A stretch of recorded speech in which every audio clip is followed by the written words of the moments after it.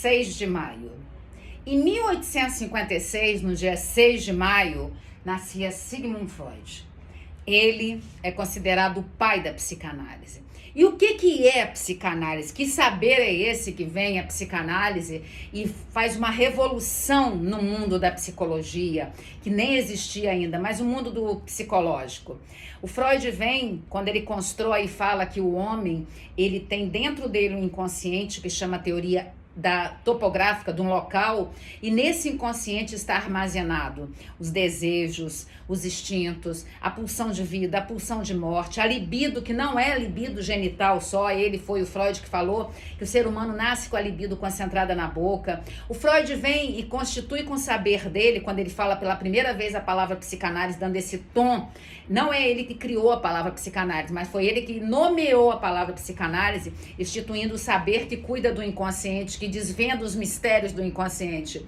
A teoria do inconsciente é aquela teoria comparada a um iceberg. Quando você não vê o que está abaixo do nível do mar, mas ele está lá, ele está voltando, porque o inconsciente é atemporal. A psicanálise é essa teoria que vem e constitui-se como a terceira ferida narcísica. A primeira ferida narcísica é quando Galileu e Copérnico, Galileu não, desculpe, Galileu mesmo, Galileu e Copérnico, fiz confusão com Galeno, que é o pai da medicina moderna depois de Hipócrates. Quando Galileu e Copérnico falam que a Terra não era quadrada. Depois nós tivemos a segunda ferida narcísica, que é quando Darwin fala que o homem não vem dessa construção toda, o homem é uma evolução. E a terceira ferida narcísica é quando Freud fala, peraí, vocês estão pensando que é vocês que dominam vocês? Mentira, ledo engano. Quem domina vocês é o inconsciente de vocês. E o Freud, ele fala, o ser humano mais maduro é o ser humano que consegue entrar em contato com ele. É o ser humano que consegue fazer aquilo que Sócrates, quando olha e lê no Oráculo de Delfos, conhece a ti mesmo, o Freud vem e fala, você precisa se conhecer, você precisa estudar a obra do Freud. Essa aqui é da Imago, eu acho que é a melhor tradução porque ela vem do alemão direto para o português. Tem também aqui a Companhia das Letras, uma outra tradução excelente. E a gente tem que entender, deixa eu pegar um livrozinho para mostrar o Freud, para vocês saberem quem é o Freud. Esse é o Sigmund Freud, os desejos de saber. E nós temos que entender que se nós não tivermos essa construção de quem nós somos, se a gente não analisar quem nós somos, se nós não tivermos esse saber de quem nós somos, nós vamos ficar refém dos mecanismos de defesa, nós vamos ficar refém dos atos falhos de linguagem, aquilo trocadilhos que às vezes você fala sem querer querendo, mas é quando você sai do seu inconsciente, que escapa do seu inconsciente. Você sabia que nós temos 3 tipos de neurose? Ou nós somos neuróticos, ou nós temos os transtornos mentais, aqui, do DSM-5, os transtornos mentais, aqui é a Bíblia da psiquiatria, não é da psicanálise, é da psiquiatria, e nós temos que entender que se nós não entendermos de neurose, de parafilias, das psicoses ou transtornos mentais, nós ficamos muito refém de tudo que acontece. Hoje nós estamos vivendo esse fica em casa, nós estamos vivendo a quarentena, nós estamos vivendo essa doença invisível, nós estamos vivendo a doença não é invisível, desculpa, nós estamos vivendo esse vírus invisível. E eu convido vocês a fazer um mergulho dentro de você. Por que que você sofre? Você sofre porque às vezes você está esperando do outro, às vezes você está esperando que o outro venha te salvar. E na psicanálise, nós temos aprendido ao longo desses anos que eu estudo a psicanálise, nós temos aprendido que quanto mais você sabe de você, quanto mais você conhece quem é você, você fica mais feliz. Quanto mais você sabe quem é você, você fica mais feliz. Então, tenha essa descoberta de você, faça, busque fazer análise. Eu tenho, começando agora no dia 30 de maio, uma nova turma da formação teórica e psicanálise que é aberta à região sudeste. Como nós estamos vivendo esse momento de quarentena, enquanto tiver o momento de quarentena, nós estamos ministrando a aula através da plataforma ou Hangout Meet ou Zoom. São as duas opções de você fazer nesse momento as aulas que seriam presenciais. Nós temos também, começando em agosto, a formação livre em psicanálise para quem mora fora do Brasil. Por que fora do Brasil? Porque no Brasil a gente tem as escolas de psicanálise, mas quem mora lá fora não tem as escolas de psicanálise. A língua faz muita diferença quando você vai estudar a psicanálise. Por isso que eu gosto da tradução direta do alemão, sem passar pelo inglês para depois vir para o português. Porque tem várias traduções. Essa fala, na verdade, do instinto, do trieb, que é bem diferente. Trieb não é instinto, trieb é a pulsão, aquilo que faz você mover, o que movimenta a sua vida. E nós precisamos produzir na nossa vida pulsão de vida, o eros, porque o thanatos, que é a pulsão de morte, faz a gente de uma forma inconsciente desejar a morte. E quando Freud fala dos 3 tipos de neurose, são as formas que o ser humano encontra de desviar aquilo que ele deveria entender no psiquismo dele, lembrando que o psiquismo é no cérebro, o coração é só um músculo, que quando existe a morte física é a morte cerebral, não é a morte do coração, tanto que a gente pode fazer transplante de coração, não existe transplante de cérebro, porque o nosso cérebro é a nossa caixa preta.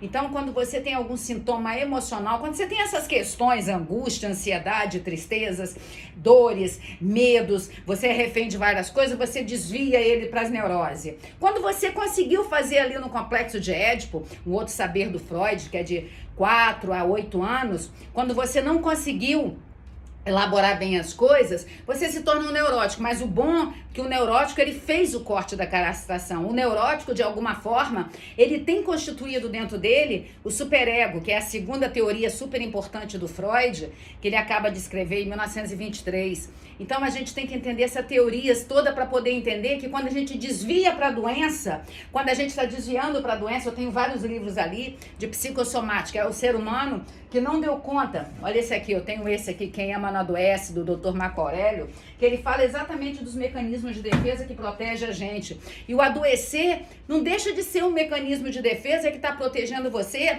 Você adoece para você não enfrentar suas coisas. E esse tipo de neurose chama neurose histérica. Não histérica de piti, porque quando a gente fala histérica à luz da psicanálise, a gente está falando da histeria de conversão, quando você converge no seu corpo as suas questões psíquicas, porque você não deu conta. Deixa eu pegar a cadeira para sentar aqui. Então, nós temos que entender que se a gente não tiver essa constituição de entender que quando a gente está sofrendo e a gente acaba adoecendo, é porque a gente não deu conta de enfrentar algumas coisas. A gente não deu conta de ver realmente quem nós somos. E tem também o segundo tipo de neurose, que é a neurose fóbica. Quando você também não dá conta de entender o seu sintoma, de falar, eu preciso resolver isso, aí você vai e extrapola pro medo exagerado, que é o fóbico. E aí você vai ter fobias específicas, fobia generalizada, transtorno de pânico, síndrome de pânico. Lembrando que a gente vive uma era sindrômica. O que é uma era sindrômica? Uma era de sinais e sintomas, lá da medicina, porque a psicopatologia fala isso, que nós vivemos uma era sindrômica, psicopatologia. E eu já cansei de falar em vários vídeos que patologia, patos é sofrimento, patos, a palavra patos, do grego é sofrimento. E quando você vive um sofrimento, você vai para algum mecanismo que vai proteger você, para você não precisar entrar em contato com você. E nós temos a neurose obsessiva, a neurose compulsiva, quando você transforma os seus sintomas em atos de repetição. Todas as vezes que você transforma seus sintomas em atos de repetição, você se torna uma pessoa compulsiva. Imagina hoje, hein? Nós estamos vivendo... E esse fica em casa, a gente não tá podendo ser compulsivo, a gente não tá podendo comprar demais, beber demais, falar demais, gastar demais, usar drogas demais. A gente não pode transformar as nossas questões emocionais num ato de repetição. Então, por isso que nesse momento, no dia 6 de maio de 2020, que comemora-se o dia do psicanalista, o dia desse profissional que separou a vida dele para ser um ajudador do psiquismo humano, para seguir o legado do Sigmund Freud, para seguir o legado da Companhia das Letras, para seguir esse legado, nós temos que ajudar realmente as pessoas. Só que a psicanálise é assim, não adianta você sair igual o psicólogo, ele se forma e já sai ajudar os outros. A psicanálise não, a psicanálise você vai aprender a teoria, mas você vai ter que se ajudar primeiro, porque o melhor profissional é aquele que sabe quem ele é. porque não tem condição de você estar atendendo uma pessoa, igual aqui eu tô no meu escritório, olha só, eu tô gravando aqui no meu escritório, de vez em quando vem umas pessoas aqui para conversar comigo aqui, e não adianta a pessoa sentar ali e começar a me contar as coisas, e eu começo a sofrer com as coisas que a pessoa conta. O nome disso é contra-transferência, quando eu começo a sofrer pelas coisas da pessoa. Eu tenho que ter o inconsciente trabalhado, esse inconsciente que vem e delega a terceira ferida narcísica à população, e então eu não posso, na verdade, ele tem que fazer transferência comigo, mas eu não posso fazer contra-transferência com ele. Eu tô falando algumas palavras da psicanálise pra gente começar a entender. Nós temos que ter aquela capacidade também de não usar as nossas dores com xistes. Xistes são os deboches. Nós temos que deixar de ser essas pessoas que vai extrapolar os desejos psíquicos com os deboches, porque o deboche fala de você. E aquela pedra angular da psicanálise, que é o capítulo 4, o compêndio 4 e 5, aqui são os dois compêndios que Freud fala da interpretação de sonhos.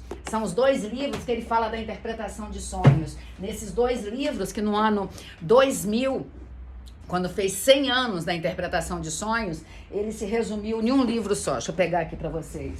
Se resumiu nesse aqui. No ano de... Quando fez 100 anos da publicação, publicou-se os dois livros nesse.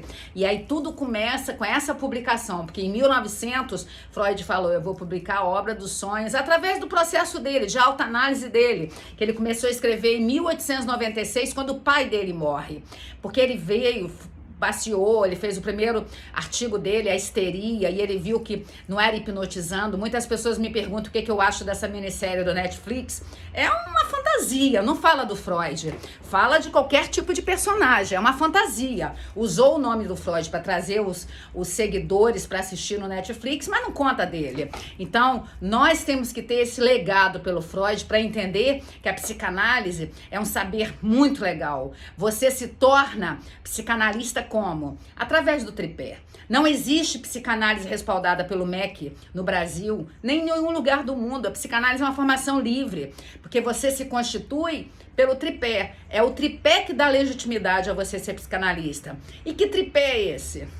Estudando a teoria do Freud e dos contemporâneos dele, do Zimmer, da Melanie Klein, do Lacan, do Winnicott, do Bion.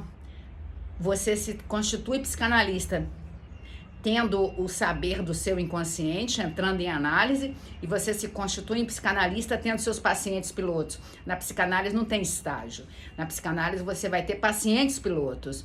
E aí você vai continuar sendo supervisionado pela instituição que você se formou. E como que dá a legalidade da psicanálise no Brasil? O que dá legalidade a você é o CBO, que faz com que você seja lá e tenha um número para você ter, para tornar a psicanálise no Brasil uma ocupação. Então, eu convido você a se tornar um psicanalista. Mas lembrando que para você se tornar psicanalista, você tem que ter previamente uma graduação. Não tem como você ser um psicanalista se você já não tem a graduação. Eu sou aqui, eu sou psicóloga e sou economista.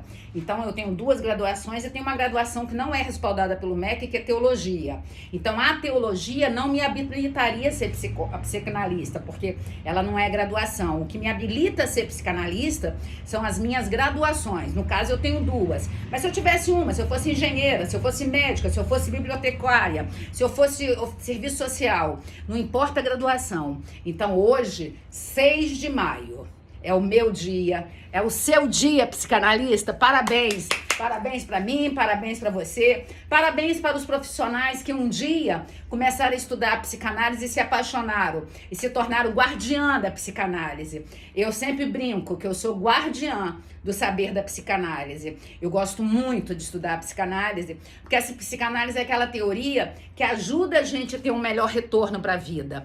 E esse melhor retorno para a vida faz de nós pessoas mais felizes, porque nós temos que aproveitar também o saber da neurociência. No núcleo accumbens, você tem o sistema da recompensa, e quando você é grata, você é feliz. Não espera ter as coisas para ser grata, não. Tem as coisas. Tem as coisas dentro de você, e aí você vai ser grata. Porque quando a gente fica esperando as coisas para ser feliz, talvez a gente nunca seja feliz. E nós vivemos essa terra que era tão consumista, né? E nós estamos percebendo que dentro de casa a gente precisa de poucas coisas. Quem sabe essa parada que a gente está dando, esse pit stop que a vida está dando na gente, não é pra gente se tornar pessoas melhores, não é pra gente se tornar pessoas mais maduras. E eu tô aqui no meu escritório, hoje eu tô gravando aqui, eu vim gravar aqui, e aqui e tem aqui também os livros da neurociência, tô gravando aqui.